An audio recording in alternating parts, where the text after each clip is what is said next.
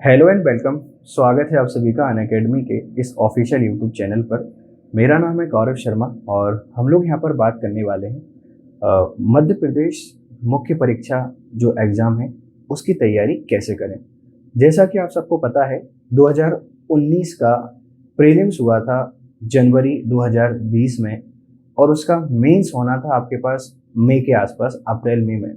लेकिन ये कोविड-19 पेंडेमिक और कमलनाथ सरकार का जो ओबीसी रिजर्वेशन है इसको 14% से 14% से 27% तक ले जाने के कारण हमारी मुख्य परीक्षा अभी तक नहीं हुई है और अभी भी फिक्स नहीं है कि हमारी मुख्य परीक्षा कब होगी। तो ऐसे बच्चे जिन्होंने तैयारी बिल्कुल भी नहीं की है अभी तक, मतलब जिनको लग रहा था कि हमारा सिलेक्शन नहीं होने वाला है और जो आंसर की आई या आपके पास जो आंसर सीट आई उससे आपको ऐसा लग रहा है हमारे सिलेक्शन होने वाला है, अगर आपके चांसेस बढ़ गए हैं, अगर आपको ऐसा लगता है कि हम सेलेक्ट हो जाएंगे, प्रीलिम्स क्वालिफाई कर लेंगे, तो देखो आपके पास एक गोल्डन अपॉर्चुनिटी है। कैसी गोल्डन अपॉर्चुनिटी है? प्रीलिम्स को क्वालिफाई करना इतना आसान नहीं होता है। बहुत सारे बच्चों, लाखों बच्चे यहाँ पर इसमें बैठते हैं, उसके बाद हजारों बच्चों का प्रीलिम्स क्वालिफाई होता है। अगर आपको एक अपॉर्चुनिटी मिली है तो इस अपॉर्चुनिटी को आपको यहाँ पर नहीं गंवाना चाहिए। आज मैं आप लोगों से बातचीत करूंगा कि अगर अभी से स्टार्ट की जाए, अभी से मतलब क्या है, आज से, मतलब अगर हम लोग फ्रॉम टुडे इसकी बात करें तो क्या हम जो मेंस है इस मेंस एग्जामिनेशन को आसानी से क्वालिफाई कर सकते हैं? हाँ, बिल्कुल कर सकते हैं। करना क्या है आपको? बस दो तीन चीजें बहुत इनिशियल हैं। पहली चीज तो आप अपने आप से बात कीजिए कि क्या मैं ये कर सकता हूँ, मतलब मेरा पीटी क्वालिफाई हो रहा है और पीटी क्वालिफाई होने के बाद मुझे मेंस की तैयारी करनी है और इस मेंस की तैयारी में मुझे अपना ये जो 4 महीने हैं, 5 महीने हैं या 6 महीने हैं, ये समय देना है। क्या मैं ये दे पाऊंगा? उसके अलावा आपको क्या करना है? अपने ऊपर भरोसा रखना है। अपने ऊपर क्या करना है? भरोसा रखना है। बिलीव रखिए अपने ऊपर, सेल्फ बिलीव रखिए और उसके साथ में एक डेडिकेशन के साथ प्रिपरेशन करना स्टार्ट कर दीजिए। आज से भी आप लोग अपने मेंस की तैयारी को पूरा कर लेंगे। जिन बच्चों की तैयारी आधी हो गई है ना, उनके लिए भी हम एक वीडियो लेक्चर बनाएंगे जिससे आप लोग समझ पाए कि अब आपको करना क्या है, क्या यहाँ पर नहीं करना है। थोड़ा सा जो मेंस है, इस मेंस के सिनारियो को समझिए। देखिए, एमपीपीएससी मेंस की जब भी हम लोग यहाँ पर बात करते हैं, इस मेंस में हमारे पास 6 पेपर होते हैं जनरल स्टडीज के, 6 यहाँ पर पेपर होते हैं जनरल स्टडीज के। और जब भी हम लोग इन 6 पेपरों की बात करते हैं, आप इनको 2 कैटेगरी में डिवाइड कर सकते हैं। एक आप लोग यहाँ पर लिख सकते हैं कैटेगरी फर्स्ट और एक आप यहाँ पर लिख सकते हैं कैटेगरी सेकंड। यहाँ पर देखो 3 पेपरों को मैं इंक्लूड करूंगा, पेपर फर्स्ट, पेपर सेकंड और पेपर थर्ड। इस वाली कैटेगरी में हम लोग शामिल करेंगे पेपर फोर्थ, पेपर फिफ्थ और पेपर आपका कौन सा, 6। ये 6 पेपर आपके एमपीपीएससी मेंस में होते हैं और यही आपके पास क्या है, आपका सबसे बड़ा चैलेंज है। इन पेपरों को कैसे प्रिपेयर करना है, इस बात को हम लोग क्या करेंगे, समझने की कोशिश करेंगे। देखिए, अगर आज से मैं आप लोगों से बात करूं प्रेजेंट से लेकर कब हमारा मेंस हो सकता है, तो अगर मैं आपसे बोलूं अक्टूबर नवंबर, एक बार आप बिलीव कर सकते हैं, मतलब जहां तक मेरा अनुमान है ये मेंस हमारा अक्टूबर नवंबर, या हम लोग बात करें अक्टूबर नवंबर के अलावा दिसंबर और जो जनवरी है यहाँ तक हमारा मेंस जा सकता है। अगर सब कुछ सही हुआ, कोविड-19 पे हम लोग कंट्रोल कर पा लेते हैं, तो संभवतः दिसंबर तक क्या हो जाएगा, आपका मेंस हो जाएगा। अगर दिसंबर में हमारा मेंस होता है, फिर भी हमारे पास अभी 4 से 5 महीने पूरे हैं और ये 5 महीने एक तरीके से सफिशियंट हैं।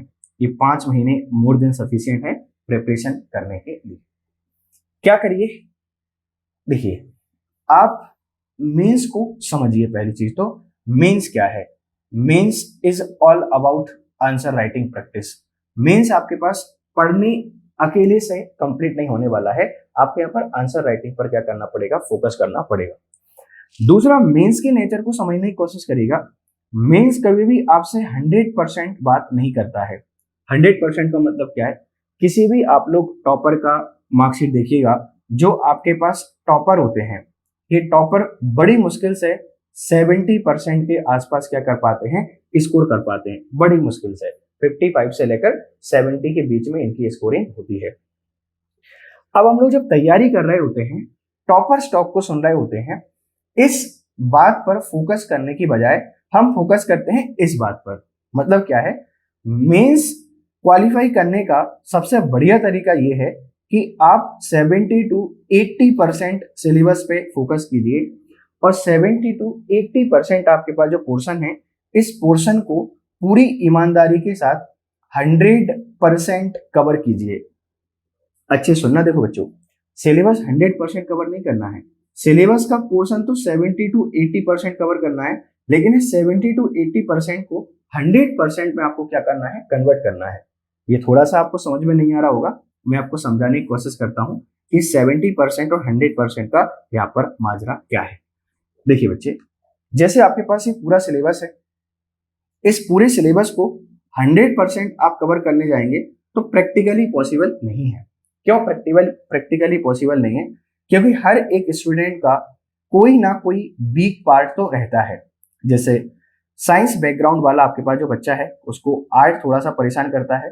आर्ट वाला आपके पास जो परेशान है, इस बच्चा है, उसको कॉमर्स थोड़ा परेशान करता है। और आपके पास जो कॉमर्स वाला बच्चा है, इसको क्या करती है, साइंस परेशान करती है। मतलब किसी ना किसी को कुछ टॉपिक्स तो ऐसे हैं जो हमेशा परेशान करते ही रहते हैं। अब हम लोग गलती क्या करते हैं, जैसे आर्ट वाला आपके पास जो बच्चा है, इस आर्ट वाले बच्चे के पास काफी सारे विकल्प हैं। मतलब पूरी प्रिपरेशन में सिर्फ एक सब्जेक्ट ऐसा आपके पास है, साइंस वाला, कि ये इसको समझने में थोड़ी सी परेशानी देता है। बाकी ऑल सब्जेक्ट इसको काफी अच्छे तरीके से आते हैं। लेकिन ये बच्चा अपनी तैयारी के टाइम पर आर्ट्स के सब्जेक्ट को छोड़कर, कॉमर्स के सब्जेक्ट को छोड़कर, ये साइंस के सब्जेक्ट के कारण परेशान रहता है पूरे टाइम तक कि मुझे ये नहीं आता, मुझे ये नहीं आता। और इसके चक्कर में ये रिमेनिंग जो टॉपिक्स, रिमेनिंग जो सब्जेक्ट जो अच्छे से आते हैं, उनको भी बिगाड़ देता है। तो करना क्या है आपको कि देखिए, एक टॉपिक जो आपको बिल्कुल भी नहीं आता है, हर एक बच्चे को कोई ना कोई टॉपिक नहीं आता है, इस टॉपिक को लेकर ज्यादा लोड नहीं लेना है। पहली चीज तो लोड नहीं लेना है, इसका मतलब ये बिल्कुल भी नहीं है कि आपको पढ़ना नहीं है। आप इसको पढ़िए, लेकिन आप इसको पढ़िए कैसे, बहुत सिंपल। बहुत सिंपल मतलब क्या है, कोई भी टॉपिक 30% तो हमें समझ में आ ही जाता है।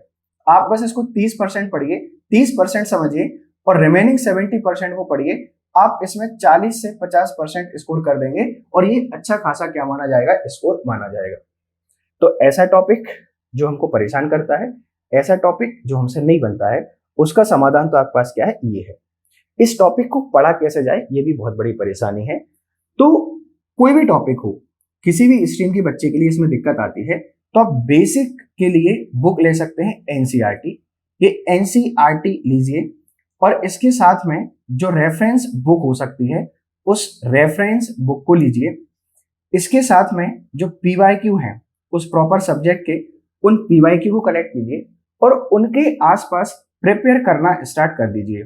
और देखो, ये सारे सेल्फ गोल हैं, ऐसा मत समझना कोई आपके ऊपर वर्डन डालेगा, कोई आपको प्रेशराइज करेगा तब आपको करना है। क्योंकि भाई मेंस क्वालिफाई होने के बाद इंटरव्यू देने आप जाएंगे, इंटरव्यू के बाद सिलेक्शन आपका होगा, पोस्ट आपको मिलने वाली है, इज्जत, रुतबा और शोहरत आपको मिलने वाली है। अगर इस सब के लिए थोड़ा सा काम करना पड़े तो हम कर सकते हैं आसानी के साथ, ऐसा आप लोगों से मुझे क्या है, उम्मीद है। तो पहले मैंने आपको इस टॉपिक के बारे में बात बताया कि जो आपको नहीं आता है, इस टॉपिक को लोड नहीं लेना है बच्चे। आसानी के साथ डेली अपनी लाइफ का हिस्सा बनाइए, अपनी रूटीन का हिस्सा बनाइए। एनसीईआरटी से स्टार्ट कीजिए, बेसिक बुक ले लीजिए, पीवाईक्यू ले लीजिए और इसको पढ़ते रहिए। एटलीस्ट इतना पढ़ लीजिए, इतना पढ़ लीजिए कि जैसे 2014 से लेकर 2018 तक जितने पेपर में क्वेश्चन आए हैं, वो क्वेश्चन और उनके आसपास का पोर्शन, तो डेफिनेटली आपको क्या मिलेगी, हेल्प मिलेगी। पहले हमने उस टॉपिक के बारे में बात की, जो टॉपिक आपको नहीं आता है, उस टॉपिक के साथ ऐसे डील करना है, इस टॉपिक को छोड़ना नहीं है। जनरली बच्चे क्या करते हैं, दो काम करते हैं, या तो उस टॉपिक के लिए परेशान रहेंगे पूरे टाइम, या उस टॉपिक को साइड ही कर देते हैं। किसी भी सब्जेक्ट में हमारी समझ विकसित क्यों नहीं हो पाती है, उसके पीछे कारण है हमारी दूरी, हमारे रिश्ते। जिन लोगों से हम दूर रहते हैं वो हमको कम समझ में आते हैं, और जिनके हम पास में रहते हैं उनकी सोच, उनका विचार, उनके आचार, सब कुछ हम लोग क्या करते हैं, समझते हैं। तो कोशिश कीजिए इन सब्जेक्टों के पास में आने की। अब कुछ ऐसे सब्जेक्ट हैं जो हमको बहुत अच्छे तरीके से आते हैं या जिन पर हमारी कमांड काफी अच्छी है, लेकिन मेंस के आसपास हमें नहीं आते हैं, उनको क्या किया जाए। तो देखिए, जो टॉपिक आपको काफी अच्छे तरीके से आते हैं और मेंस में आपको नहीं आता है, तो आप एक सिंपल सा काम कीजिए, एक दिन का टाइम निकालिए और एक दिन का टाइम निकालकर एक लिस्ट बनाइए। लिस्ट बनाने का मतलब क्या है, देखिए प्रिपरेशन आप लोगों ने की है, थोड़ा बहुत तो आपको आता ही होगा। अगर मैं आपसे बात करूं किसके बारे में, किसी भी टॉपिक के बारे में, मान लीजिए हिस्ट्री है, कि हिस्ट्री का कौन सा पोर्शन मुझे अच्छे तरीके से आता है, कौन सा नहीं आता है, मुझे पता होना चाहिए। जियो की हम लोग यहाँ पर बात करें, क्या मुझे वर्ल्ड जियो आती है या मुझे इंडियन जियो आती है, ये मुझे पता होना चाहिए। पॉलिटी की हम लोग यहाँ पर बात करते हैं, पॉलिटी का कौन सा पोर्शन आपको परेशान कर रहा है, ये आपको मालूम होना चाहिए। और वही हम लोग साइंस की बात करते हैं, देन हम लोग बात करते हैं किसके बारे में, इकोनॉमी के बारे में।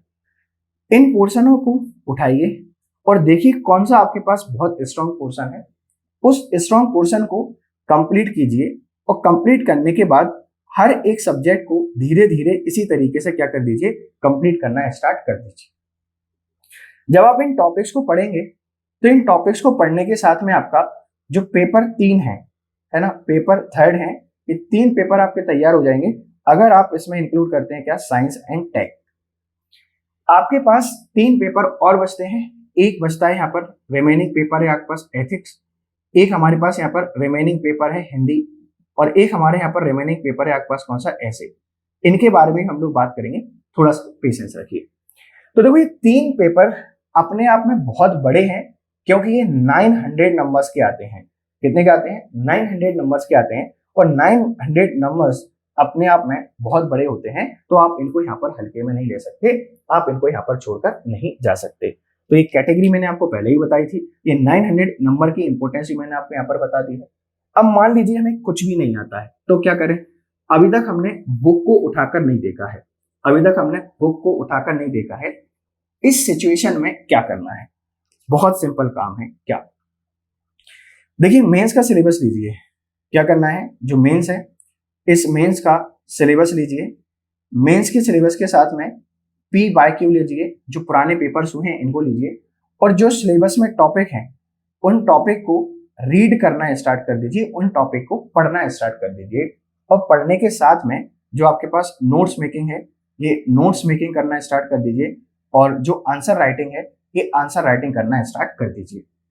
अब देखो 2019 वाले बच्चों, समस्या ये है, कर तो आप सब कुछ दोगे लेकिन रिजल्ट नहीं आ रहा है, कोई इंफॉर्मेशन नहीं है एग्जाम की, कब पेपर होगा, और आजकल हर कोई भूल गया है 2019 वाले बच्चों को, हर कोई 2020 वाले बच्चों के बारे में बात करने लगा है। आपका मन भी बड़ा चंचल है, आप भी 2020 में कन्वर्ट होने लगे हैं, लेकिन एक बात समझने की कोशिश करिए, आपने 2019 में जो मेहनत की थी उस मेहनत का परिणाम यहाँ पर क्या निकला है। अगर आप आज से पढ़ना बंद कर देंगे, अगर आप अभी अपनी तैयारी को छोड़ देंगे और 2020 पे फोकस करना स्टार्ट कर देंगे, गलती से 2019 में आपका प्रीलिम्स क्वालिफाई हो गया, फिर उतना टाइम थोड़ी आपको मिलने वाला है कि आप 1 महीने में या 2 महीने में पूरी MPPSC मेंस 2019 की तैयारी कर लें। तो अगर आपका पेपर क्वालिफाई हो रहा है और अगर आपका पेपर क्वालिफाई नहीं हो रहा, कट ऑफ के आसपास है, तो अभी से आप मेंस की तैयारी करना स्टार्ट कर दीजिए। देखो डगर बड़ी कठिन है, परेशानी आएंगी इस सफर में, लेकिन परेशानियों का समाधान आपको करना है। क्यों?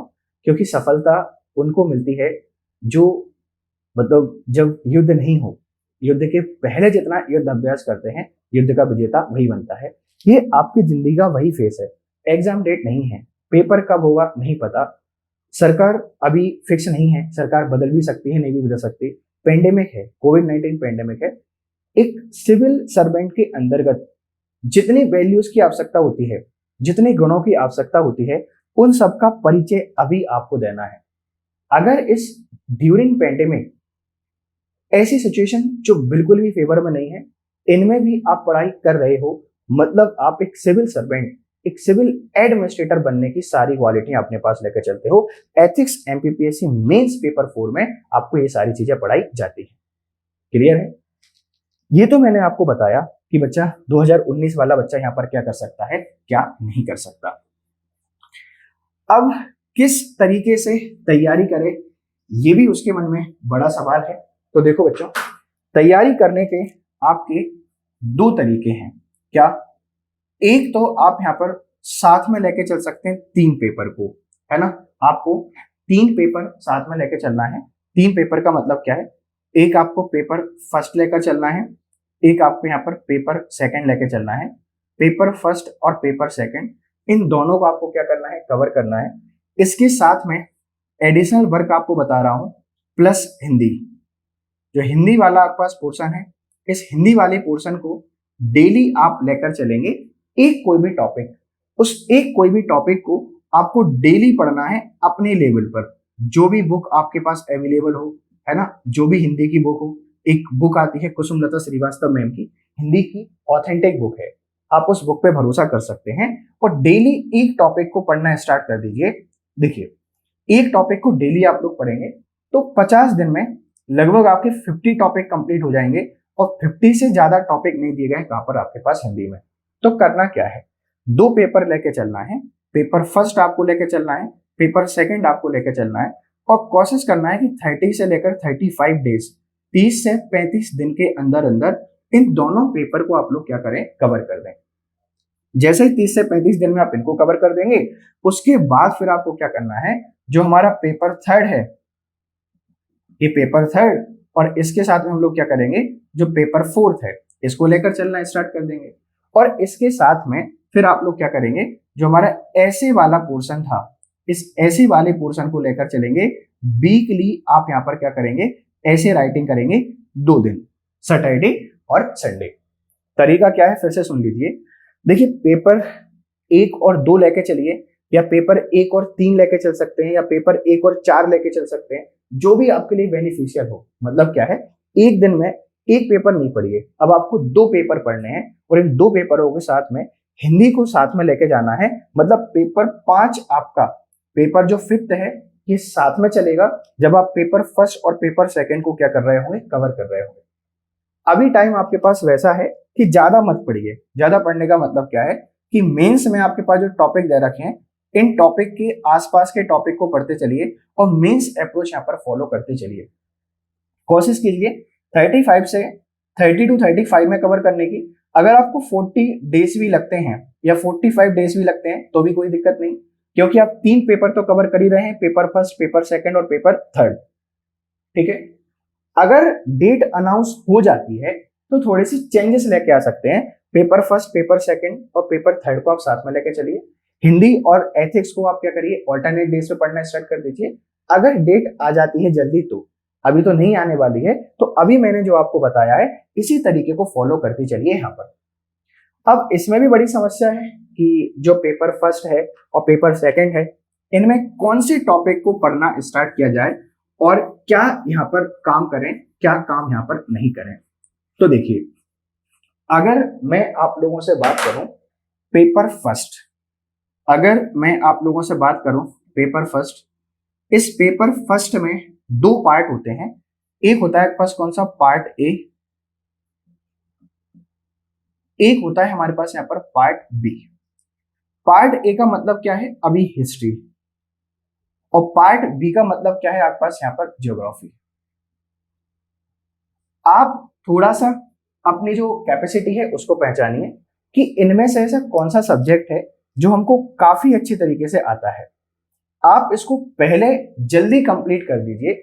जल्दी कंप्लीट करने का मतलब क्या है कि अगर आप इसको 5 डेज में, अगर आप इसको 6 में या 10 डेज में कंप्लीट कर पाते हैं तो इस पोर्शन को क्या करिए, कवर कीजिए। और जब इस पोर्शन को कवर आप कर लेंगे, उसके बाद आप ये दूसरा वाला पोर्शन है इसको पढ़ना स्टार्ट कर दीजिए। सेम कहानी आपको पेपर सेकंड में लगानी है, सेम कहानी आपको कहां पर लगानी है, पेपर हिंदी वाले पेपर में लगानी है। कि जो टॉपिक आपको बहुत अच्छे तरीके से आते हैं, पहले उन टॉपिक को पढ़ना स्टार्ट करिए। कारण क्या है, देखिए, एग्जाम में जो क्वेश्चन आपको नहीं आता, मान लीजिए कोई क्वेश्चन ऐसा आया आपने जिसको नहीं पढ़ा, अगर वो क्वेश्चन गलत हो जाता है, अगर वो क्वेश्चन रॉन्ग हो जाता है तो कोई दिक्कत नहीं है। क्यों, हमें तो आता ही नहीं था, लेकिन ऐसा क्वेश्चन आप गलत करके आए, जो क्वेश्चन आपका पढ़ा हुआ था, आपको आता था, अगर आपने उस क्वेश्चन को रॉन्ग कर दिया फिर तो आप सिलेक्शन से बाहर ही हो गए हैं ना। तो कोशिश कीजिए जो चीजें आपको बहुत अच्छे से आती हैं उन पर और अच्छी कमांड करने की। ये जो पेपर डिकोडिंग है ना, कि पेपर फर्स्ट का सिलेबस डिकोडिंग करना है, पेपर सेकंड का सिलेबस डिकोडिंग करना है, हमारे पास टाइम है, इस टाइम का यूटिलाइज करेंगे और ये मैं सिलेबस आपको क्या करूंगा, डिकोड करना स्टार्ट कर दूंगा। तो ये मैंने आपको यहाँ पर बताया कि भैया आपको कैसे करना है और कैसे आगे बढ़ना है। 6 पेपर की स्ट्रेटजी मैंने आपको यहाँ पर बता दी है कि 2-2 पेपर लेके चलिए साथ में और एक पेपर एडिशनल, मतलब हिंदी वाला आप एडिशनल ले सकते हैं। देखो, हिंदी पढ़ने के लिए आपको परेशान नहीं होना है। क्यों? क्योंकि हमारी मातृभाषा है, हम सबको आती है। इसके टॉपिक को धीरे धीरे, कभी 30 मिनट, कभी 40 मिनट, कभी 50 मिनट, कभी 1 घंटे, इतना टाइम दीजिए और पढ़ते रहिए। अब समस्या ये है कि करें क्या? क्यों? क्योंकि हम तो बहुत सारे मायाजाल में उलझे हुए हैं। हमारे पास चूरण बांटने वाले इतने संस्थान हैं, इन्होंने चूरण बांट दिया है अपने नोट्स का। फिर आपके पास ऑनलाइन प्लेटफॉर्म की हम लोग बात करते हैं, जिसके लिए मैं चैनल वीडियो बना रहा हूँ बाईटी की। हमारे जो ऑनलाइन प्लेटफॉर्म्स हैं, इन ऑनलाइन प्लेटफॉर्म पर इतना कंटेंट आ गया है कि कंटेंट खुद अपने आप शर्म के मारे मतलब पानी पानी है कि भैया मैं क्या करूं। हर कोई अपना कंटेंट यहाँ पर लॉन्च कर रहा है। तो बच्चे देखो, अगर आप चूरण विद्या पर भरोसा करते हैं, अगर आप ये दूसरी चूरण विद्या पर भरोसा करते हैं, तो मेंस की तैयारी करना थोड़ा सा बंद कर दीजिए। आप मेंस के आसपास तैयारी नहीं कर रहे हैं। करना क्या है, देखिए, थोड़ी सी मेहनत लगेगी, डगर थोड़ा सा कठिन है, लेकिन अपने खुद के नोट्स बनाइए, सेल्फ नोट्स प्रिपेयर कीजिए। और सेल्फ नोट्स प्रिपेयर करने के साथ में एक और काम आपको करना है कि इनको 2 तरीके से बनाइएगा। एक तो डिटेल बनाइए, एक आप कौन सा बनाइए, यहाँ पर शॉर्ट नोट बनाइए, जिन्हें हम लोग बोलते हैं क्या, सिनॉप्सिस। ये 2 तरीके के नोट्स आपको क्या करना है, बनाना है। क्यों बनाने हैं?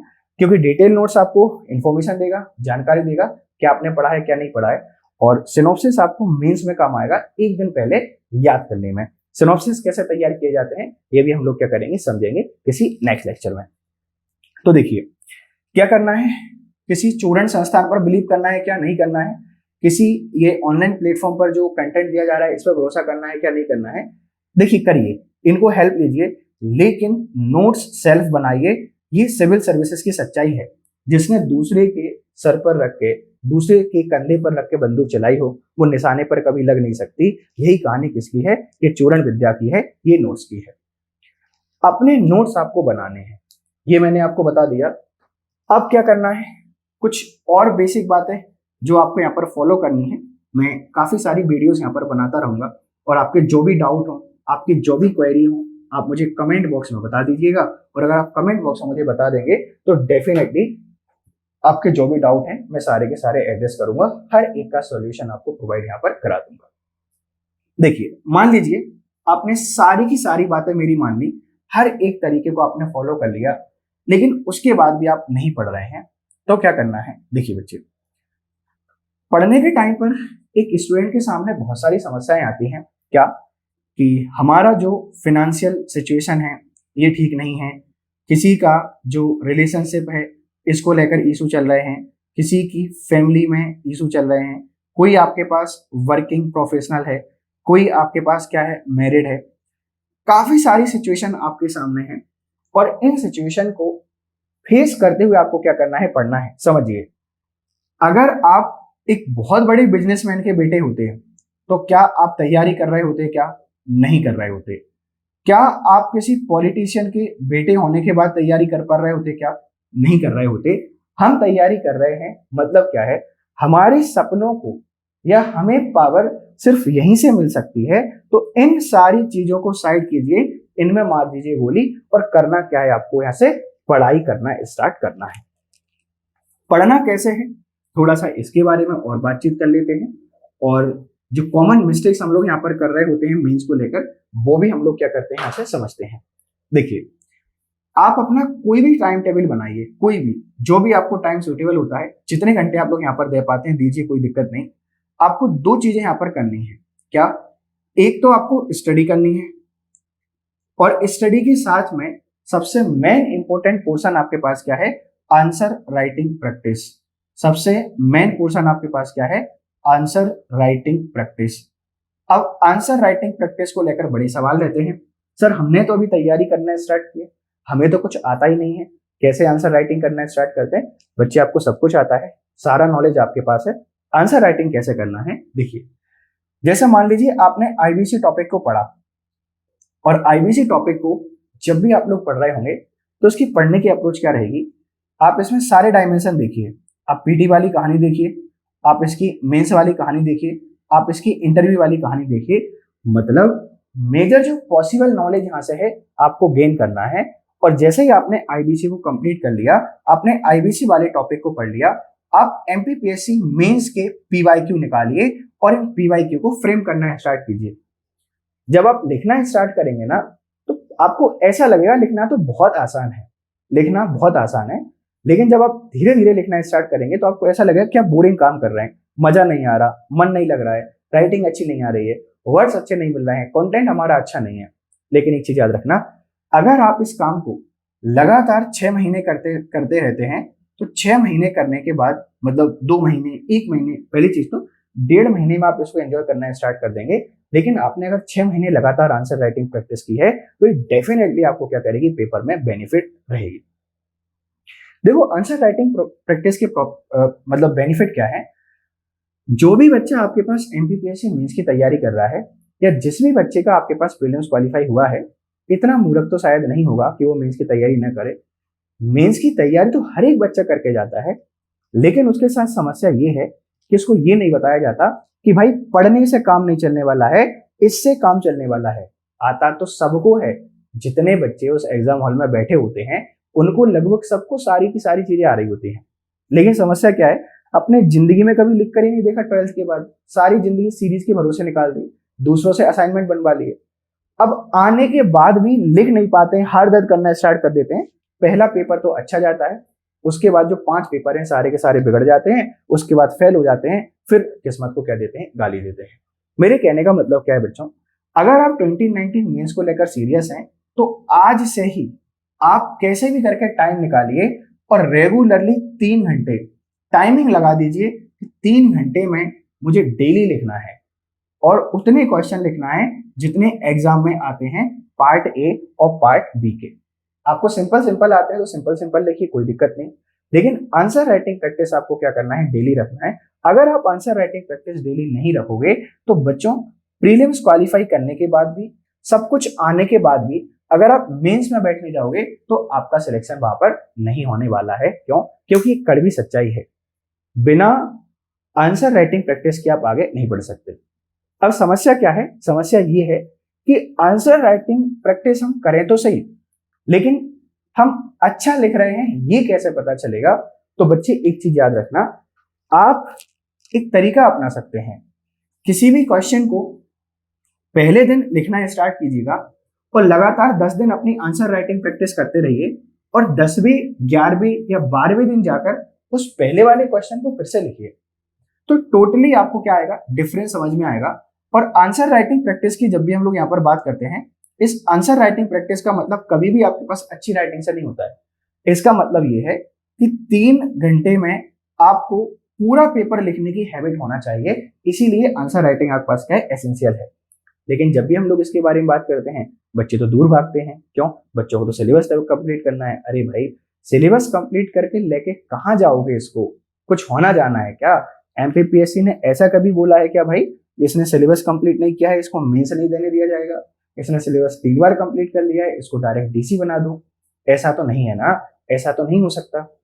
तो आप अपनी मेंटेलिटी को छोड़िए और मेंटेलिटी को चेंज करिए और उसके बाद आंसर राइटिंग प्रैक्टिस पर आइए।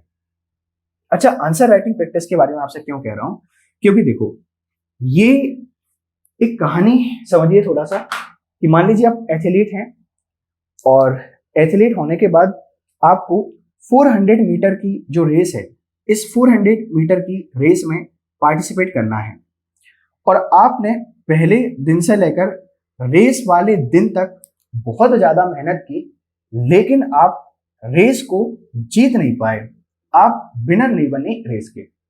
कारण क्या है? आपने देखो मेहनत तो की, लेकिन मेहनत कैसी की, आपने काफी सारे कोच से कांटेक्ट किया, काफी सारा आपने पेपर वर्क किया, क्या डाइट प्लान फॉलो करते हैं एथलीट, वो डाइट प्लान फॉलो किया, कौन से शूज पहनते हैं वो शूज लेकर आए, वो शॉर्ट्स लेकर आए, सारी की सारी चीजें इन्होंने की, लेकिन ये रेस को नहीं जीत पाए। उसके पीछे कारण क्या था? कारण ये था, सबसे एसेंशियल क्या था भैया, ट्रैक पर जाइए, ग्राउंड में जाइए और प्रैक्टिस करिए 400 मीटर की, और टाइमिंग कम कीजिए। जो ज्यादा जरूरी था ना, ये इन्होंने नहीं किया, और सारे के सारे काम इन्होंने किए, और ये रेस से क्या हो गए, बाहर हो गए। सेम कहानी मेंस की होती है बच्चे। मेंस में टॉपिक, सिलेबस, यूनिट, ये सब आपके पास क्या है, साइड है। सबसे इंपॉर्टेंट क्या है आपके पास, वो है, जब भी हम लोग यहाँ पर बात करते हैं, वो है आपकी आंसर राइटिंग प्रैक्टिस। तो बच्चे आंसर राइटिंग प्रैक्टिस को कंटिन्यू कीजिए, और एक टॉपिक सिलेक्ट कीजिए पढ़ने का, उस टॉपिक के सारे एस्पेक्ट क्लियर कीजिए, उसके नोट्स बनाइए, उसकी आंसर राइटिंग कीजिए, और आप देखिए इस रूटीन को आप 8 दिन, 15 दिन या 20 दिन फॉलो करके देखिए, डेफिनेटली आपको क्या लगेगा, अच्छा लगेगा, और बहुत जल्दी आपको क्या मिलेगा, यहां से सफलता मिलेगी अपनी तैयारी में।